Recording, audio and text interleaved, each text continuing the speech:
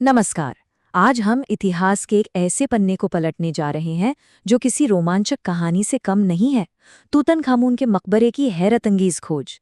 ये एक ऐसी खोज थी जिसने सचमुच पूरी दुनिया को अपनी तरफ खींच लिया था। लेकिन रुकिए, ये कहानी सिर्फ सोने और खजाने की नहीं है। ये कहानी है जुनून की, टकराव की और एक ऐसी खोज की जिसने हमारे अतीत को देखने का नजरिया ही हमेशा हमेशा के लिए बदल दिया। जरा सोचिए, 20वीं सदी की शुरुआत का समय है। मिस्र की राजाओं की घाटी, सूरज की गर्मी में तपती हुई, धूल भरी और बिल्कुल खामोश। दशकों तक यहाँ खुदाई हो चुकी थी और ज्यादातर एक्सपर्ट्स मान चुके थे कि भाई इस घाटी ने अपने सारे राज अब खोल दिए हैं।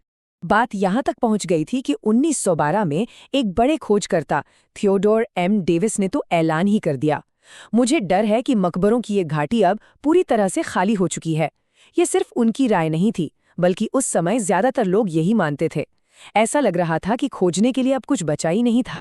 तो एक ऐसी घाटी जिसे सब खाली मान चुके थे और एक खोया हुआ राजा जिसकी तलाश जारी थी। इसी निराशा भरे माहौल में दो लोग थे जिन्होंने उम्मीद का दामन नहीं छोड़ा। एक थे पुरातत्वविद हॉवर्ड कार्टर और दूसरे थे उनके फाइनेंसर लॉर्ड कार्नावॉन। और इन दोनों की जोड़ी कमाल की थी। एक तरफ थे कार्टर, एक ऐसे जुनूनी पुरातत्वविद जिन्होंने सालों तक घाटी का चप्पा चप्पा छान मारा था, और दूसरी तरफ थे लॉर्ड कार्नारवॉन, एक अमीर शख्स जो इस लंबी, महंगी और तब तक बिना किसी नतीजे वाली खोज में अपना पैसा लगा रहे थे। अब 1922 आते आते सालों की नाकामी के बाद लॉर्ड कार्नारवॉन का सब्र जवाब देने लगा था। वो इसे बंद करने के लिए लगभग तैयार थे, लेकिन कार्टर की जिद और जुनून को देखकर वो एक आखिरी सीजन के लिए पैसा लगाने को मान गए। बस एक आखिरी मौका, उनका आखिरी दांव था ये। और फिर वो हुआ जिसकी किसी को दूर दूर तक कोई उम्मीद नहीं थी। एक ऐसी खोज जो जिंदगी बदल देने वाली थी। चलिए देखते हैं कि कैसे उम्मीद की वो आखिरी किरण इतिहास की सबसे बड़ी खोजों में से एक बन गई। 1 नवंबर 1922 को टीम ने घाटी के उस आखिरी हिस्से में काम शुरू किया जहां अब तक खुदाई नहीं हुई थी। और सिर्फ 3 दिन बाद 4 नवंबर को एक मजदूर को चट्टान में कटी हुई एक सीढ़ी मिली। फिर हफ्तों तक बहुत सावधानी से खुदाई चलती रही और आखिरकार 26 नवंबर को कार्टर ने एक दूसरे सीलबंद दरवाजे में एक छोटा सा छेद किया। अंदर क्या था? जब कार्टर ने मोमबत्ती की कांपती रोशनी में अंदर झांका तो उनकी आंखें फटी की फटी रह गईं। उन्होंने बाद में लिखा, अजीब जानवर, मूर्तियां और सोना, हर तरफ बस सोने की चमक थी। सोचकर ही रोंगटे खड़े हो जाते हैं ना। उन्हें एक ऐसे राजा का मकबरा मिला था जिसके बारे में दुनिया बहुत कम जानती थी। बालक राजा तूतनखामुन। और सबसे बड़ी बात ये थी कि ये मकबरा लगभग वैसा का वैसा ही था, प्राचीन चोर लुटेरों से पूरी तरह बचा हुआ एक ऐसा खजाना जो 3000 साल से भी ज्यादा वक्त से अंधेरे में इंतजार कर रहा था। अब सवाल ये था कि उस छोटे से मकबरे के अंदर कितना सामान था। अंदाजा लगाइए, 5398। जी हाँ, 5398 अलग अलग सामान। रथ और सिंहासन से लेकर गहनों और कपड़ों तक मिस्र के इतिहास में आज तक ऐसा कुछ नहीं मिला था।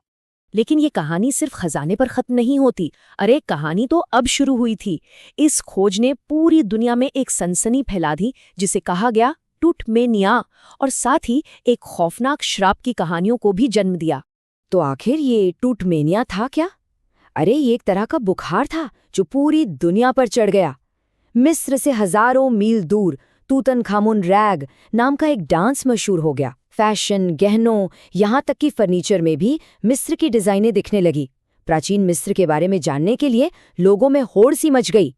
सब कुछ ठीक चल रहा था, लेकिन फिर कहानी ने एक डरावना मोड़ लिया। फरवरी 1923 में मुख्य दफन कक्ष को खोला गया और कुछ ही हफ्तों बाद अप्रैल में लॉर्ड कार्नावॉन की एक मच्छर के काटने से हुए इन्फेक्शन से अचानक मौत हो गई। बस यहीं से फिरौन के श्राप की अफवाहों को पंख लग गए। हाँ, आज के वैज्ञानिक तो कहते हैं कि पुराने मकबरों में खतरनाक बैक्टीरिया हो सकते हैं, लेकिन उस वक्त श्राप की कहानी ने दुनिया को जकड़ लिया था। लेकिन इन श्राप की कहानियों से भी कहीं ज्यादा असली और नाटकीय थी मकबरे के लिए छिड़ी जंग। ये किसी भूत प्रेत की नहीं बल्कि देशों की लड़ाई थी। देखिए, उस वक्त मिस्र को ब्रिटेन से आज़ादी मिले ज़्यादा वक्त नहीं हुआ था। उनके लिए ये मकबरा सिर्फ एक पुरानी खोज नहीं थी, ये उनके राष्ट्रीय गौरव और पहचान का एक बहुत बड़ा प्रतीक बन गया था। ये उनकी विरासत थी, उनका हक था। तो झगड़ा किस बात पर था? सवाल कई थे। पहला, मकबरे में कौन आएगा जाएगा ये कौन तय करेगा? दूसरा, दुनिया को खबर कैसे दी जाएगी, इसका कंट्रोल किसके पास होगा? और सबसे बड़ा सवाल, क्या ये सारा खजाना बांटकर विदेश ले जाया जाएगा? कार्टर की ब्रिटिश टीम और मिस्र की सरकार के बीच तनाव बढ़ता ही चला गया।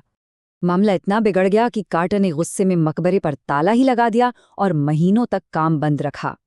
लेकिन आखिरकार एक नया समझौता हुआ और ये एक ऐतिहासिक फैसला था। मकबरे का लगभग सारा सामान मिस्र में ही रहेगा। तो इस पूरी कहानी का मतलब क्या निकला? इसकी विरासत क्या है? सच तो ये है कि ये विरासत थोड़ी पेचीदा है, लेकिन एक बात साफ है, इस एक मकबरे ने सब कुछ बदल कर रख दिया। विज्ञान, संस्कृति और राष्ट्रीय पहचान, सब पर इसका गहरा असर पड़ा। चलिए जरा देखते हैं कि पुरातत्व यानी आर्कियोलॉजी तब से अब तक कितनी बदल गई है। कार्टर के जमाने में क्या होता था? चीजों को बाहर निकालो और बांट लो। लेकिन आज हमारा ध्यान होता है संरक्षण और राष्ट्रीय विरासत पर। अब हमारे पास ग्राउंड पेनिट्रेटिंग रडार और 3D इमेजिंग जैसी तकनीकें हैं जो किसी जगह को बिना छुए उसके राज खोल सकती हैं। और इसका एक बहुत ही शानदार नतीजा ये भी हुआ कि मिस्र के अंदर ही इजिप्टोलॉजी यानी मिस्र के इतिहास के अध्ययन को एक नई जान मिली। इसने मिस्र के ही विशेषज्ञों की एक नई पीढ़ी तैयार की जो अपनी विरासत को पढ़ने और उसे सहेजने के लिए आगे आई। ये हमें एक बहुत बड़े सवाल पर ले आता है। आखिर अलग-अलग संस्कृतियां पुरानी खोजों में क्या मतलब ढूंढती हैं? एक ही खोज के अलग-अलग लोगों के लिए बहुत अलग मायने हो सकते हैं।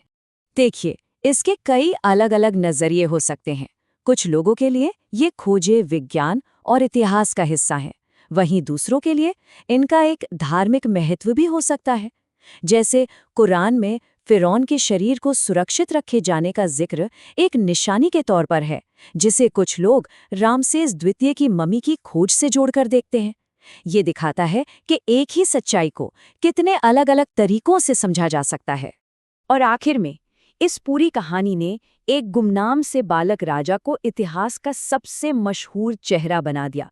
आज तूतनखामुन का सुनहरा मास्क सिर्फ एक कीमती चीज नहीं, वो पूरे प्राचीन मिस्र की पहचान है, एक ग्लोबल आइकन। तो चलिए इस कहानी को एक सवाल के साथ खत्म करते हैं।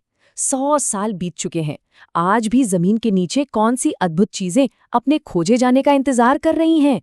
और जब वो मिलेंगी तो वो हमारे साझे अतीत के बारे में कौन सी नई कहानियां सुनाएंगी? शायद सबसे बड़ी खोजें तो अभी बाकी हैं।